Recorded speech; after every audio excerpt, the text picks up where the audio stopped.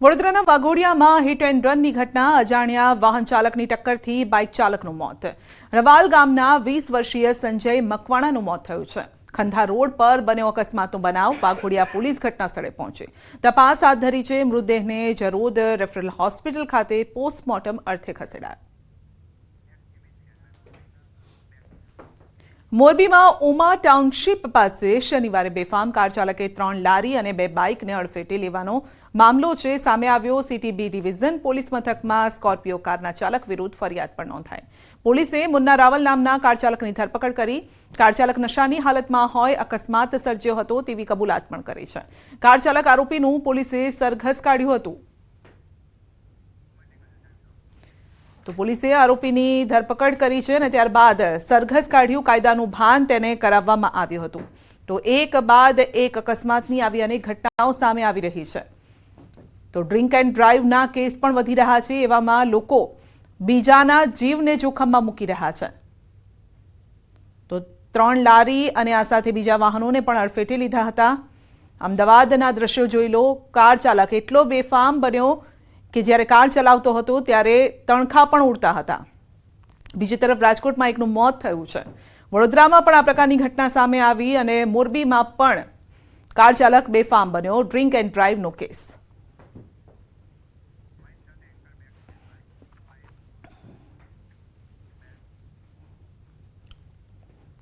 નકલી ડોક્ટર, નકલી પોલીસ, નકલી સીબીઆઈ ને હવે નકલી આઈટી અધિકારી। વડોદરા એસઓજીએ ઝડપ્યો છે નકલી ઇન્કમટેક્સ ઓફિસર।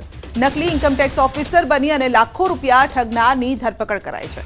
વર્ષ 2023માં છોટાઉદેપુરના પાવીજેતપુર તાલુકામાં ખેડૂતના ઘરે જઈ ઇન્કમટેક્સ ઓફિસરના સ્વાંગમાં આરોપીએ રેડ કરી હતી અને ત્યારબાદ નકલી દવાઓનું વેચાણ કરો છો તેમ કહી ખેડૂતની રોકડ રકમ સહિત 15 લાખ રૂપિયાનો મુદ્દામાલ લઈ આરોપી ફરાર થઈ ગયો। પોલીસે મૂળ દાહોદના એજાઝ શેખને તાંદલજાથી ઝડપીને કાર્યવાહી કરી છે। સુરતના ખટોદરામાં નકલી સિમેન્ટની ગુણી ઝડપાઈ છે। જાણીતી કંપનીના કર્મી નીતિન ઠાકરેની ફરિયાદ મુજબ જણાવ્યું છે કે ઉધના મગદલ્લા સ્થિત હિન્દુસ્તાન કાર્ટિંગ નામની દુકાનમાં રાજેશ ચતુર પટેલ નામાંકિત કંપનીના નામે હલકી ગુણવત્તાની સિમેન્ટનું વેચાણ કરે છે અને તેની પાસે નામાંકિત કંપનીની ડીલરશીપ નથી। ફરિયાદના આધારે સુરત પોલીસે કાર્યવાહી કરી છે। તો હિન્દુસ્તાનના કાર્ટિંગ નામની દુકાનમાં દરોડા પાડ્યા અને જ્યાંથી 410 જેટલી નામાંકિત કંપનીના નામે રહેલી સિમેન્ટ ભરેલી બેગ મળી આવીને સાથે જ વેપારી રાજેશ પટેલ પાસે ડીલરશીપના કોઈ દસ્તાવેજી પુરાવા ન મળ્યા, જેથી પોલીસે રાજેશ પટેલ અને તેને સિમેન્ટનો જથ્થો પૂરો પાડનાર લંબુ નામના આરોપી સામે ગુનો નોંધ્યો અને હાલ પોલીસે બીએનએસની વિવિધ કલમો હેઠળ ગુનો નોંધીને આરોપીની ધરપકડ કરી અને આ સાથે તપાસ હાથ ધરી છે। જગ્યા પર જઈ તમામ હકીકતની વેરીફાઈ કરી અને વેરીફાઈ કરતા ધ્યાને આવ્યું કે આ ડુપ્લિકેટ સિમેન્ટ અલ્ટ્રાટેકના નામે બજારમાં વેચાણ થઈ રહ્યું છે, જેથી રાજેશભાઈ ઠાકરેની ફરિયાદ લઈ પોલીસે ગુનો રજીસ્ટર કરી જે ભાઈ સિમેન્ટ ઉતારવા આવ્યા હતા તથા જે લંબુ નામના કોઈ માણસ પાસેથી તેમણે ખરીદેલું છે તે બંનેના નામજોગ ગુનો દાખલ કરવામાં આવેલ છે અને 1,33,000નો મુદ્દામાલ 410 બોરી કબજે કરવામાં આવેલ છે। રાજકોટમાં વધુ એક આગની ઘટના બની છે। સ્ટર્લિંગ હોસ્પિટલની બાજુમાં આવેલ આવાસના કમ્પાઉન્ડમાં લાગી આગ। આગ લાગવાનું કારણ અકબંધ છે। આગ લાગતા સ્થાનિકોના ટોળા એકત્રિત થયા, પાણીનો મારો ચલાવી આગ પર કાબુ મેળવવામાં આવ્યો। તો હોસ્પિટલ પાસે જ આગ લાગી હતી, જોકે તુરત જ પાણીનો મારો ચલાવવામાં આવ્યો અને આગને બુઝાવવાના પ્રયત્નો હાથ ધરાયા। તો હોસ્પિટલ પાસેના આવાસના કમ્પાઉન્ડમાં આગ લાગી હતી, ત્યારબાદ લોકો પણ ભયભીત થઈ ગયા। હોસ્પિટલમાં જે દાખલ હતા એ દર્દીઓ પણ તેમના પણ શ્વાસ અદ્ધર થઈ ગયા હતા, જોકે તુરત જ પાણીનો મારો ચલાવવામાં આવ્યો હતો। ભરૂચના ઝઘડિયામાં 10 વર્ષની બાળકી સાથે દુષ્કર્મની ઘટના બની છે અને ત્યારે આ બાળકી ઝડપથી સ્વસ્થ થાય અને પીડિતાને ન્યાય મળે તે માટે ભજન કીર્તનનું આયોજન કરાયું છે। ઝઘડિયાના રાજપારડી નજીક આવેલ સુપ્રસિદ્ધ સારસા માતાજીના મંદિરે ભજન કીર્તનના કાર્યક્રમનું આયોજન કરાયું છે। મહત્વનું છે કે પીડિતાની વડોદરાની સયાજી હોસ્પિટલમાં સારવાર ચાલી રહી છે અને તે જીવન મરણ વચ્ચે ઝોલા ખાઈ રહી છે।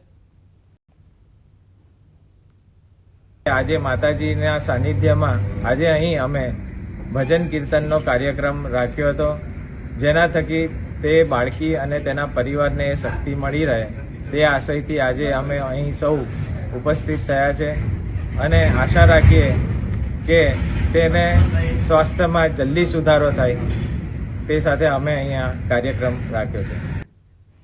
જૂનાગઢમાં સિંહણે 13 વર્ષની બાળકીને ફાડી ખાધી. વિસાવદરના બરડિયા ગામનો સીમ વિસ્તારનો બનાવ છે. મૃતક બાળકી પોતાના પિતાને બેટરી આપવા માટે જતી હતી ને ત્યારે જ આ બનાવ બન્યો હતો. સિંહણ ઉપાડી જતા બાળકીના પિતાએ સિંહણ પાસેથી બાળકીને છોડાવી હતી. ગળા તેમજ શરીરના અન્ય ભાગોમાં ઈજા થતા બાળકીનું મોત થયું છે. બાળકીના મૃતદેહને વિસાવદર હોસ્પિટલમાં ખસેડવામાં આવ્યો. રાહલી બાટા નર્સિંગ નામની પરપ્રાંતીય બાળકીનું મોત થયું છે. 3 જેટલા પાંજરા ગોઠવી સિંહણને પકડવા માટે તજવીજ હાથ ધરાઈ છે.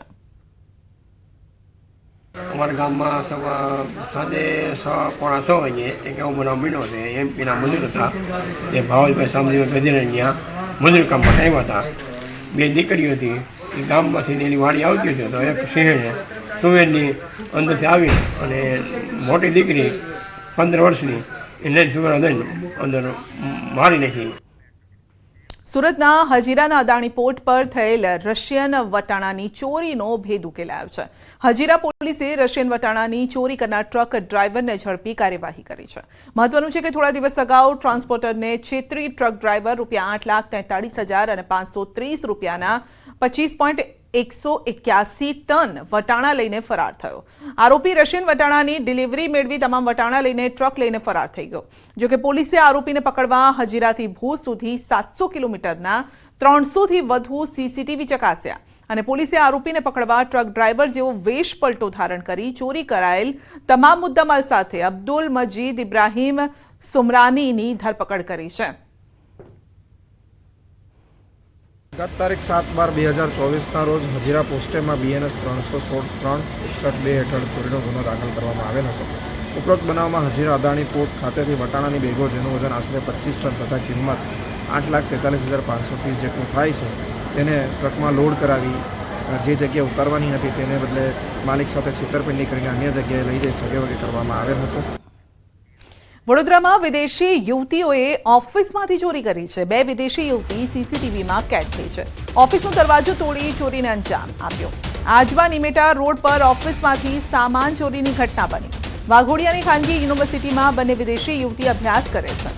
વિદેશી યુવતીઓ ઓફિસમાંથી ટીવી, પ્રિન્ટર સહિત 19,000નો સામાન ચોરી કરતા કેમેરામાં કેદ થઈ છે. કપુરાઈ પોલીસે વિદેશી યુવતીઓ સામે ફરિયાદ પણ નોંધી છે. તો દ્રશ્યમાં આપ જોઈ શકો છો કે ચોરી કરતી આ યુવતીઓ દેખાઈ રહી છે. ઓફિસનો દરવાજો તોડે છે અને ત્યારબાદ ઓફિસમાંથી ચોરી કરે છે. તો ટીવી, પ્રિન્ટર સહિતનો, કમ્પ્યુટર સહિતનો જે માલસામાન હોય છે તેની ચોરી કરવા માટે તે આવી હતી. તો આપ દ્રશ્યોમાં પણ જોઈ શકો છો કે ટીવી આ સાથે પ્રિન્ટર લઈને તે ફરાર થઈ રહી છે. વધુ અપડેટ મેળવીશું સંવાદદાતા હાર્દિક પાસેથી. જી હાર્દિક, ચોરીના સીસીટીવી આવ્યા છે સામે, મામલો શું છે? વિદેશી યુવતીઓ ચોરી કરતી દેખાય છે.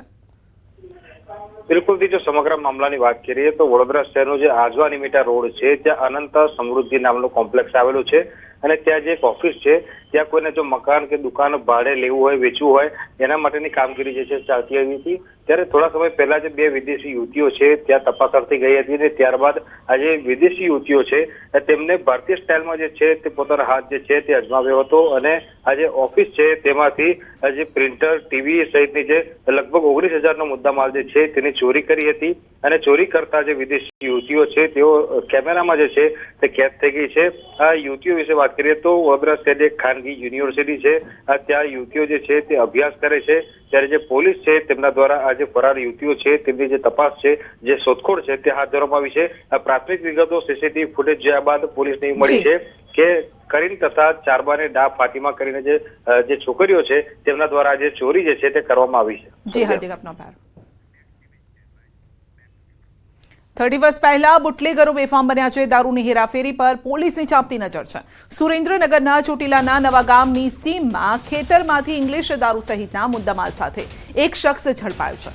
ગાંધીનગર સ્ટેટ મોનિટરિંગ સેલે દારૂના કટિંગ સાથે રેડ કરી 31.2 લાખની કિંમતનો 5,433 બોટલ દારૂનો જથ્થો પકડ્યો અને સાથે જ ટેન્કર, ટ્રક, પિકઅપ વાન પણ જપ્ત કરી છે.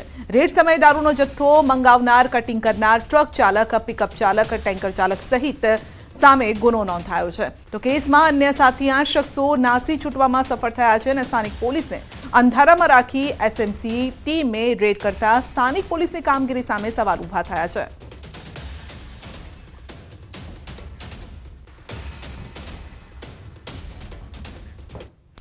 બુલેટિનમાં આગળ વધીશું.